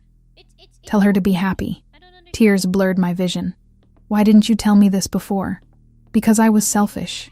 Because hearing him say your name, hearing how much you mattered to him in his final moments, made me realize I wanted that too. To matter to you like that. He wiped away a tear that had escaped, and I felt guilty for it. Still do. Lucas, let me finish. Please. He took a breath. Michael asked me to tell you to be happy. And I think, wherever he is, he'd understand that happiness might mean moving forward. With me, if that's what you want. The confession hung between us. Vulnerable and honest in a way I'd never expected from Lucas Valentasi. I don't know if I'm ready, I whispered. It's only been weeks since I learned he was dead. Since I started processing that grief. I know, And I'm not asking you to decide anything right now. He stepped back, creating space. But I needed you to know that this isn't just trauma or proximity, that what I feel for you is real, even if the timing is terrible. He left then, disappearing toward his room to shower and tend his wounds. I stood alone in the hallway, Michael's locket heavy against my chest, Lucas's words echoing in my mind. Later, unable to sleep, I went looking for the box of Michael's belongings that Lucas had brought from the penthouse. At the bottom, beneath the photographs and sketches, I found what I'd been searching for without knowing it. Michael's diary. I opened it with trembling hands, flipping past operational notes and tactical observations, until I found personal entries from his final weeks. And there, written in Michael's familiar handwriting, were words that broke my heart and set me free at the same time. Lucas thinks I'm being reckless, pursuing this relationship with Hannah. Maybe I am, but she makes me want to be better than what this family made me. She makes me want to live instead of just survive. If something happens to me, I hope she finds happiness again, with someone who can give her the life I never could, maybe even with Lucas. He'd protect her in ways I never managed to.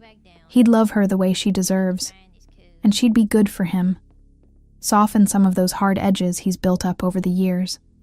They'd be good together, if they'd let themselves try. I read it 3 times, tears streaming down my face. Michael had known, had seen the possibility of what might grow between Lucas and me, and he'd given his blessing before he even died. Permission I hadn't known I needed until I held it in my hands. The next morning, I found Lucas in his study, freshly showered and bandaged, looking over reports from the previous night's operation. "It's really over?" I asked from the doorway. "The Albanian threat?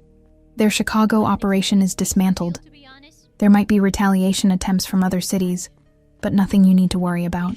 He looked up, registering something in my expression. "What is it?" I read Michael's diary, the personal entries. I stepped into the room, holding the leather-bound book. He wrote about us, about you and me, what might happen after he was gone. Lucas went very still. What did he say? That we'd be good together, that he'd want me to be happy, even if that meant being with you. I set the diary on his desk. It doesn't make the guilt go away completely, or erase the complications, but it helps. Hannah, I'm not saying I'm ready for anything serious. I'm still grieving, still processing everything that's happened. I met his eyes directly, but I'm saying I want to try, when the time is right, to see if this could be something real.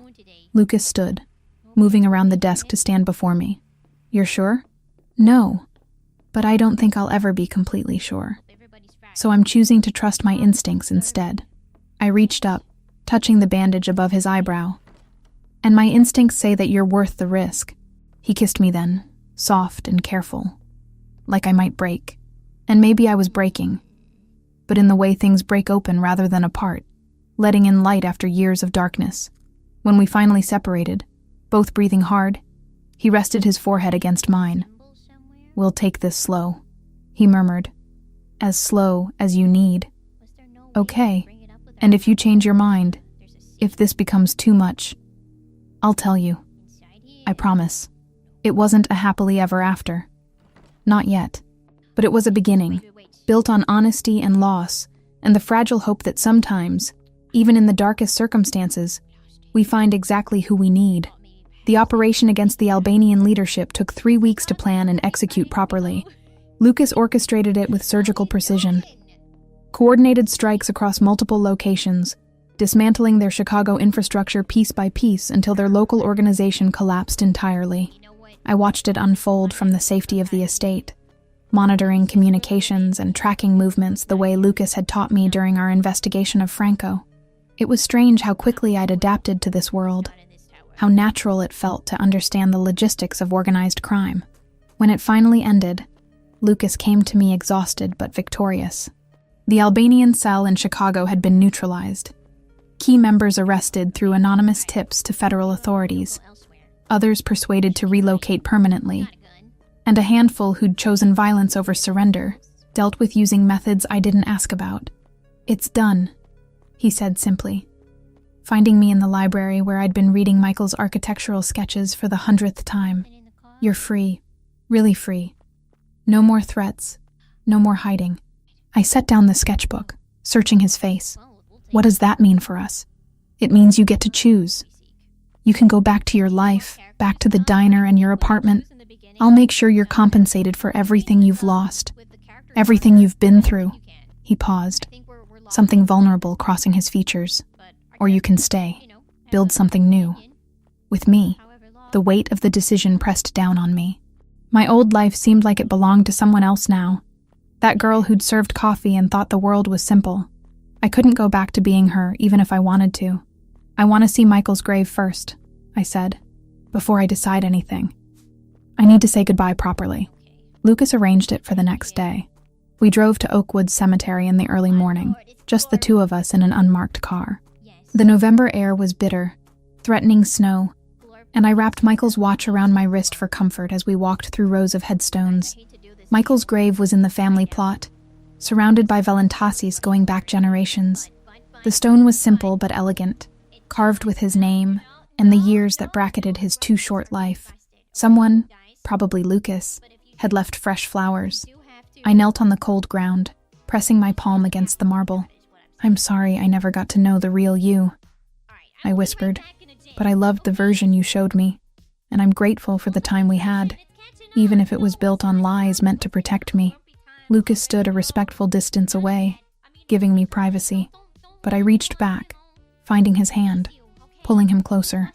Michael wrote in his diary that we'd be good together. I told the headstone. He said you'd protect me better than he could, that I'd be good for you too. Tears slipped down my cheeks, freezing on my skin. I hope he was right. I hope wherever you are, you understand. We stayed for an hour, Lucas telling stories about their childhood, while I shared memories from my 2 years with Michael. It felt like closure, like finally putting together the complete picture of someone I'd loved in fragments. As we walked back to the car, Lucas's phone rang. He answered, listened, then ended the call with a satisfied expression. That was my attorney. The federal investigation into Albanian operations has resulted in 23 arrests. They're crediting an anonymous source for providing evidence. He opened the car door for me. That source was you, Hannah. The patterns you identified, the financial records you organized. You helped bring down a criminal enterprise. I just looked at spreadsheets. You did more than that. You saw connections trained investigators missed. He started the engine, pulling out of the cemetery, which is why I have a proposition for you. What kind of proposition? Work for me, legitimately. I'm expanding the legal side of my business operations, the construction company, the import firm, the restaurants. They all need someone who can analyze data, identify inefficiencies, see patterns. You have that skill. He glanced at me, and it would give you independence. Your own income, your own purpose. You wouldn't be dependent on me. The offer surprised me. You want me to work for you? With me? There's a difference. He turned onto the highway, heading back into the city. I'm trying to transition more of my operations into legitimate business. It's a long process, but having someone I trust handling the financial analysis would help. Someone who isn't compromised by family politics or criminal connections. I considered it. The idea of returning to the diner felt impossible now, but I needed something. Purpose, structure, a way to rebuild my life that didn't revolve entirely around Lucas. What about us? I asked quietly. Would working together complicate that? Probably, but we're already complicated. He reached across the console, taking my hand. I'm not asking you to make any decisions about our relationship right now, Hannah. I'm asking if you want a job, if you want to use your skills for something meaningful. Everything else can develop however it develops. 4 months later, I stood in the office Lucas had set up for me in his downtown building. The space overlooked Lake Michigan, with windows that caught the afternoon sun, and a desk large enough for the multiple monitors I used for data analysis. My title was Financial Operations Analyst, and my work genuinely was legitimate, identifying cost overruns in construction projects, optimizing supply chains for the import business, analyzing market trends for restaurant expansion. Kayla visited regularly, initially suspicious of my new life, but gradually accepting that I was genuinely happy. She'd even started dating one of Lucas's legitimate employees, a project manager named Ryan who had no connection to the criminal side of operations. "You seem different," she said one afternoon, sitting across from my desk with coffee from the shop downstairs. "More confident, more yourself." "I feel different." I saved the spreadsheet I'd been working on. Like I finally understand who I am outside of who someone else needs me to be. "And Lucas, how's that going?" I smiled, unable to help it. "Slowly. We're taking it slow." Slowly meant dinners at quiet restaurants, walks along the lakefront, conversations that lasted until dawn. It meant Lucas teaching me about his family's history, the complicated legacy he was trying to reform. It meant me sharing my grief about my parents, my fears about the future, my dreams of what I wanted to build. It meant kissing that led nowhere except to more kissing, both of us content to let things develop naturally without rushing toward anything we weren't ready for. That evening, Lucas found me still working past normal hours. He leaned against my doorframe, jacket slung over one shoulder, tie loosened. "You're going to burn out if you keep these hours," says the man who's here at 8 p.m. I closed my laptop. "Did your meeting with the City Planning Commission go well?" "Better than expected. The riverfront development is approved." He crossed to my desk, perching on the edge. "Which means I'm going to need your analysis of the construction bids by next week." "Already done. Sent the report to your encrypted email this morning." "Efficient." He smiled, and I felt the familiar flutter in my stomach that happened every time he looked at me like that. "Have dinner with me. There's a new Italian place in River North I want to try." "Is this a date or a business dinner? Can it be both?" We took his car, driving through the city that had become familiar in new ways. Chicago wasn't just the place I'd fled to after Michael disappeared anymore. It was home, complicated and dangerous and beautiful in equal measure. Over dinner, Lucas told me about plans to create a legitimate consulting firm that would help other family-run businesses transition away from criminal operations. "Use what I've learned to help others make the same choice," he explained. "Turn the knowledge into something constructive. You're really serious about going completely legitimate." "As serious as I can be. It's a process. Some parts of the business can't be untangled overnight. But in 5 years, maybe 10, I want the Valentasi name to mean something other than organized crime." He reached across the table, taking my hand. "And I want you beside me while I do it. If that's what you want." I looked at our joined hands, at Michael's watch on my wrist that I still wore every day, at the man who'd been my captor and became my partner. "Yes," I said, "that's what I want." We'd never have a simple love story. Our relationship would always be marked by the complicated circumstances of how we met, by Michael's ghost walking beside us, by the violent world we'd both been shaped by. But it would be ours, built on honesty and hard work, and the choice to keep choosing each other despite everything. Later, standing on Lucas's penthouse balcony looking out at the city lights, he pulled me close. "Michael was right," he murmured against my hair. "You are good for me. You make me want to be better." "He was right about you too," I replied, turning to face him. "You do protect me. But more than that, you see me, the real me." He kissed me then, and it tasted like future instead of past, like possibility instead of grief, like home. We had work to do, investigations to complete, businesses to reform, a relationship to build from complicated foundations. But standing there in Lucas's arms, Michael's watch warm against my wrist, and the city spread below us, I knew we'd figure it out. One day, one choice, one moment at a time.